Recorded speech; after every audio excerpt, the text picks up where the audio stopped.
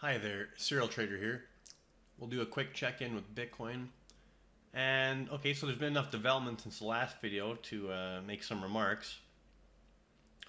So from that top we had there at 13,764 here on Bitfinex, you had the three-wave move down, then we had a three-wave move up to a lower high.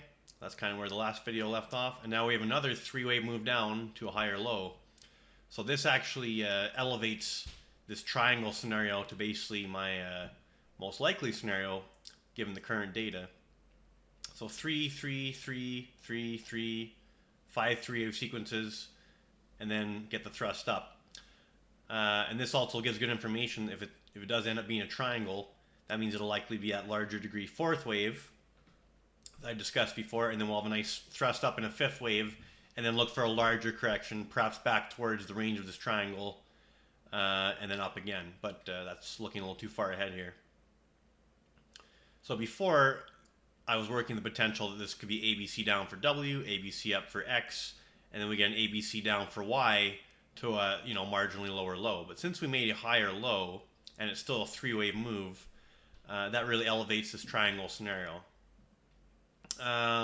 Is it possible that this is just a W, X, Y, and X is a truncation, and Y is a truncation of W, meaning that didn't quite make a new low even though it should have? I mean, if we just absolutely blast out of here and make new highs right away, then you're kind of forced to label it that way.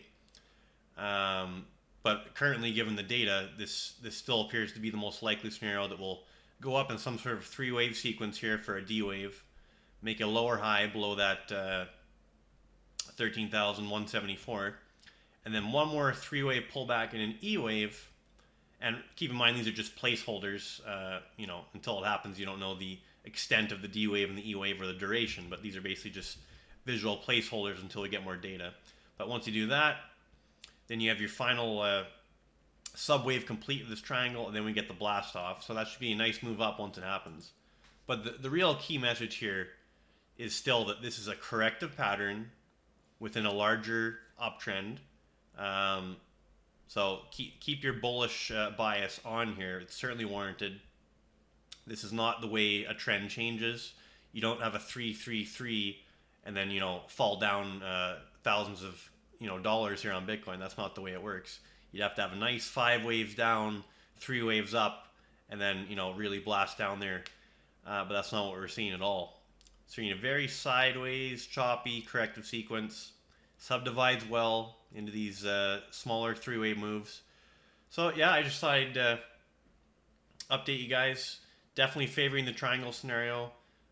Basically, at this point, anywhere around this area, is a decent place for a fresh entry. And at this point, I'd put my stop below. If you want a little tighter, you put your stop below this C wave low. So 9,880 on Bitfinex, that is. It'll be different on whatever exchange you're looking at, so adjust that accordingly. Or on the A wave, 9728. So basically, if you want to give yourself a little wiggle room, get long here, position for this larger move out, you can just go long here anytime and put your stop at, say, 9,700. Or you can just wait, let this triangle, develop more. And once it looks really, really close, and if you do get that nice proportional D up and E down, then that's also an excellent place to make an entry with a stop below that C wave at that point. But just thought I'd let you know. Certainly looking forward to this push up once we get it. All right, Serial Trader signing off.